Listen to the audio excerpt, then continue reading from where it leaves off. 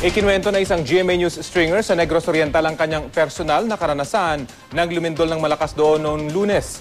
Narito ang balitang hatid ni stringer Butch Gasper.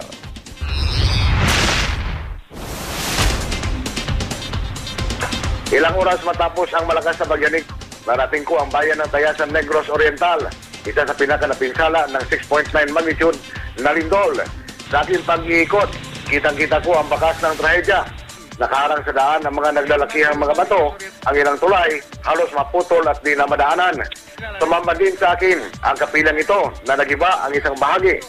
Habang natabunan naman ang tricycle na ito ng gumuhong pader. Habang nagkukover ng sitwasyon doon, naramdaman ko ang may hilang pagyanig ng lupa. Nang tumama ang 6.2 na aftershock, kasama ang ilang mga residente doon, dinig ko ang kanilang mga dasal na sana'y matigil na ang pagsayaw ng lupa. Ngunit isa na rin itong magandang alaala na sa oras ng sakuna, dapat ay laging handa.